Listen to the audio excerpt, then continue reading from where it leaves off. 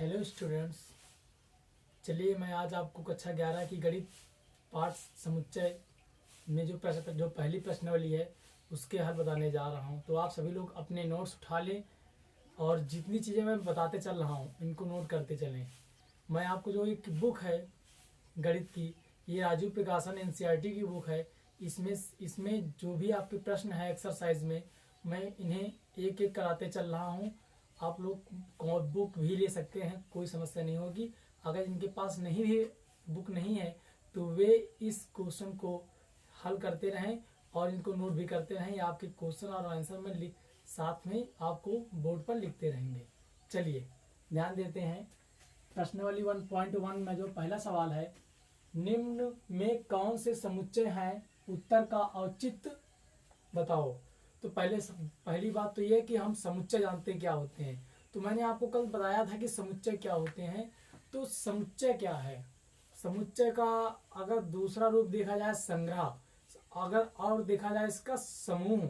तो समुच्चय अवयव से मिलकर बने होते हैं। अवयव मतलब से एक से अधिक कोई अवयव हो, चाहे वो वस्तु हो, चाहे वो गिनतियां हो, या अल्फाबेट हो, या अन्य कोई चीजें हो, कुछ भी हो, वे एक से अधिक अवयव को मिलाने पर संग्रह बनता है, समुच्चय बनता है, समूह बनता है। तो समुच्चय क्या होता है? जो सेट होते हैं वे समुच्चय होते हैं। उस समुच्चय हमेशा निश्चित होते हैं। यदि अगर अवयव हैं, जो आपके वस्तुएं हैं, यदि अगर वो निश्चित हैं, जो सेट होगा उसमें निश्चित होंगे तो वो आपके समुच्चय होंगे, अन्यथा नहीं होंगे। अगर मैं आपसे कह दूं कि 1 दर्जन केला, तो 1 दर्जन केले में कितने केले होंगे? 12 केले होंगे। इसलिए आपको ये अगर आप देखें तो इसमें 12 केले निश्चित संख्या है कि नहीं है? जब इसमें निश्चित संख्या होगी तो यह आपका समुच्चय होगा। तो चलिए देखते हैं तो समुच्चय क्या होते हैं, आप लोग समझ चुके होंगे। इसे पहला कह रहा है क्वेश्चन, जे अक्षर से प्रारंभ होने वाले वर्ष के सभी महीनों का संग्रह। जो आपके महीने होते हैं, महीने आपके 12 होते हैं। 12 महीने में जो स्पेलिंग इससे स्टार्ट होती है, किसी में जे से होती है, किसी में ए से होती है, किसी में ओ से होती है। तो वही कह रहा कि ऐसे महीने बताइए जिनमें जे से प्रारंभ हो, जो वर्ष के जो महीने हों वे जे से प्रारंभ हो। जे से अक्षर से प्रारंभ होने वाले वर्ष के सभी महीनों का संग्रह। तो चलिए देखते हैं। जे से आपका कौन सा प्रारंभ होगा? पहला जनवरी, सबसे पहले आपका जनवरी होगा, जनवरी। फिर फरवरी भी नहीं होगा, मार्च भी नहीं होगा, अप्रैल भी नहीं होगा, मई भी नहीं होगा, जून होगा आपका जून। जून में जो पहला अक्षर है वो आपका जे से होगा। जून के बाद जुलाई होगा, जुलाई होगा, जुलाई होगा। अगस्त भी नहीं होगा, सितंबर भी नहीं होगा, अक्टूबर भी नहीं होगा, नवंबर भी नहीं होगा, दिसंबर भी नहीं होगा। इसलिए जो 12 महीने होते हैं, 12 महीने में आपके 3 महीने ऐसे हैं जिनकी स्टार्टिंग जे से होती है। तो ये है आपका जो समुच्चय है, ये आपका जो सेट है, इनमें अवयव निश्चित है नहीं है? निश्चित है, क्योंकि इसमें 3 ही अवयव हैं। तो इसलिए यह आपका समुच्चय होगा। तो इसमें कहना कौन से समुच्चय हैं, तो इसमें लिखोगे यह समुच्चय है, क्योंकि इसमें 12 महीनों में जे से प्रारंभ होने वाले महीने 3 हैं, जो निम्न प्रकार से हैं, जनवरी, जून, जुलाई। तो आपको समझ में आ रहा होगा। अगला देखते हैं, भारत के 10 सबसे अधिक प्रतिभाशाली लेखकों का संग्रह।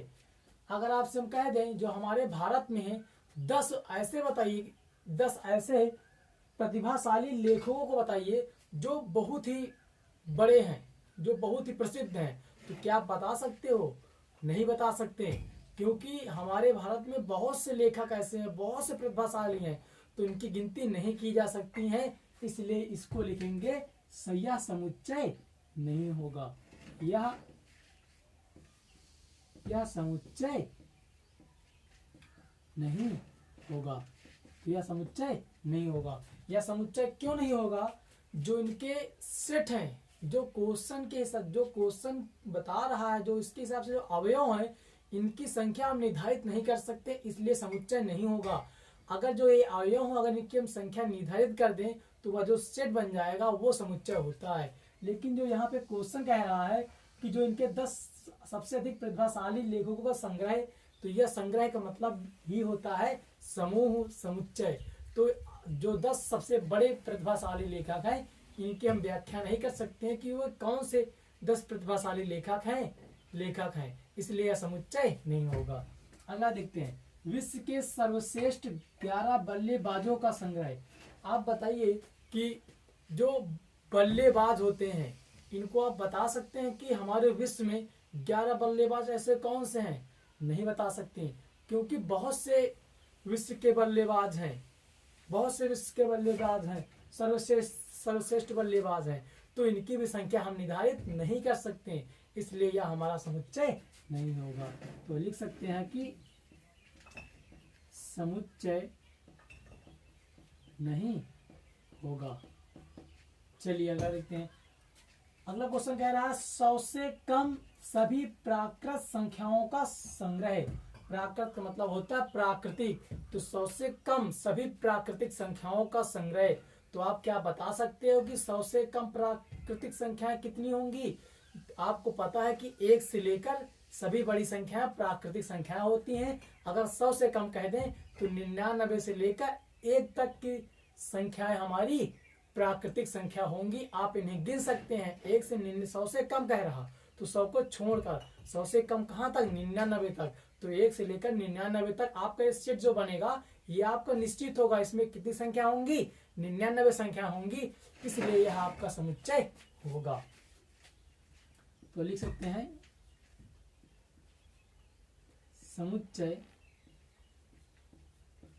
होगा, क्योंकि 1 2 99 तक ये आपका समुच्चय निश्चित है। अगला देखते हैं, लेखक प्रेमचंद्र द्वारा लिखित उपन्यासों का संग्रह। तो जो लेखक हैं प्रेमचंद, लेखक तो बहुत हैं लेकिन यहाँ पर एक पर्सनल नाम दे दिया गया है प्रेमचंद। तो लेखक प्रेमचंद के द्वारा लिखित उपन्यासों का संग्रह। तो लेखक ने अगर लिखा होगा जो भी उपन्यास वो निश्चित ही तो होंगे, ऐसा तो नहीं बहुत से लिख डाले होंगे। जो इनके उपन्यास होंगे 10 20 50 100 150 200 जितने भी होंगे वो निश्चित होंगे कि नहीं होंगे? वो निश्चित होंगे, वो अवयव निश्चित होंगे, तो वही आपका समूह समुच्चय कहलाता है। तो जो प्रेमचंद द्वारा जो प्रेमचंद की पर्सनल बात की गई यहाँ पर, तो जो प्रेमचंद द्वारा जो उपन्यास लिखी गई हैं ये निश्चित होंगी, क्योंकि उन्होंने अपने जीवन में जितनी भी चीजें ऐसे कुछ महत्वपूर्ण होंगी, जो उपन्यास होंगे कहानी होंगे ये निश्चित होंगी, तो इसलिए यह समुच्चय होगा। समुच्चय होगा। अगला देखते हैं, सभी सम पूर्णांकों का संग्रह। तो सभी सम पूर्णांकों का संग्रह, सभी सम पूर्णांक हो और सम हो, तो पूर्णांक संख्याएं धनात्मक और ऋणात्मक संख्याएं पूर्णांक संख्याएं कहलाती हैं। तो सभी सम जैसे अब हम आपको बताते हैं 2 4 6 डैश कहाँ तक है ये आपको नहीं पता, क्योंकि इसमें कहीं बताया नहीं गया। ये बताया गया कि सभी सम हो और पूर्णांक हो तो धनात्मक और ऋणात्मक संख्याएं पूर्णांक संख्याएं कहलाती हैं। तो 2 4 6 डैश अनंत तक। तो आप ये नहीं बता सकते हो कि सभी सम पूर्णांक जो संख्याएं हैं वो कितनी हैं, इसको निर्धारित नहीं कर सकते हैं, इसलिए यह समुच्चय नहीं होगा।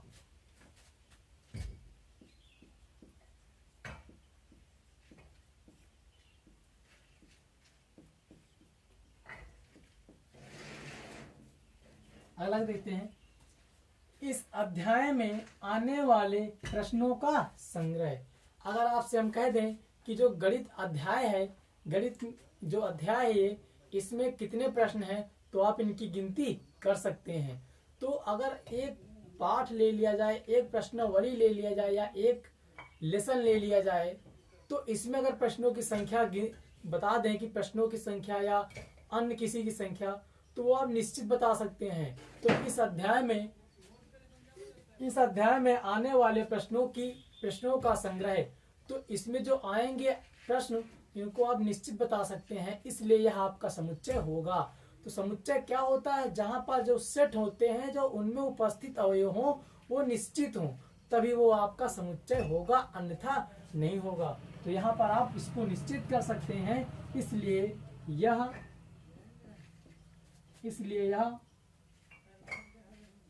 समुच्चय होगा। अगला देखते हैं, विश्व के सबसे अधिक खतरनाक जानवरों का संग्रह। आप ये बताइए, हमारे विश्व में बहुत से जानवर हैं, बहुत से खतरनाक, एक ही खतरनाक जानवर नहीं, बहुत से हैं, आप उनकी गिनती नहीं कर सकते। तो इसलिए आप क्या निश्चित कर सकते हैं कि हमारे विश्व में कितने खतरनाक जानवर हैं? कभी नहीं निश्चित कर सकते। तो जो चीज हम जिनकी संख्याएं निश्चित नहीं कर सकते, जिनके हम अवयव निश्चित नहीं कर सकते जिन सेटों में, वह हमारा समुच्चय नहीं होता है। तो इसलिए हम विश्व में सभी खतरनाक जानवरों की संख्या निर्धारित नहीं कर सकते, निश्चित नहीं कर सकते, यह इसलिए यह समुच्चय नहीं होगा।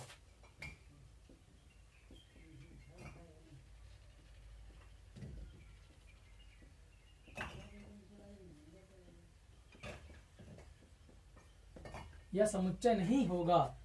लास्ट क्वेश्चन है, आपकी कक्षा के सभी बालकों का संग्रह।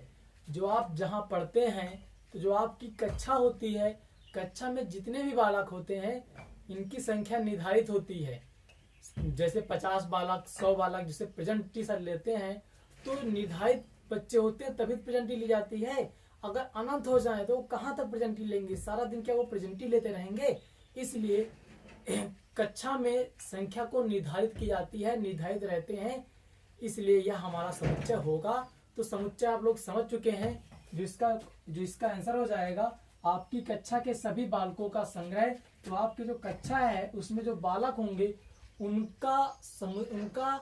उनकी संख्या निश्चित है, इसलिए यह आपका समुच्चय होगा। समुच्चय होगा। तो इस प्रकार से आप लोग प्रश्नावली 1.1 में जो पहले क्वेश्चन के जितने भी पहले प्रश्न के छोटे छोटे पार्ट प्रश्न हैं उनका हल आपने अच्छी तरीके से देखा है। यदि अगर आपको यह वीडियो पसंद आया हो तो इसे लाइक और सब्सक्राइब तथा शेयर भी करें, ताकि ये वीडियो अन्य बच्चों तक भी पहुंच सके और वे हमारी मदद से कक्षा 11 की गणित को मजबूत बना सकें। आगे आने वाली वीडियो में हम आपको इसके आगे जो क्वेश्चन होंगे उनके सॉल्यूशन का हल बताएंगे। Thanks class.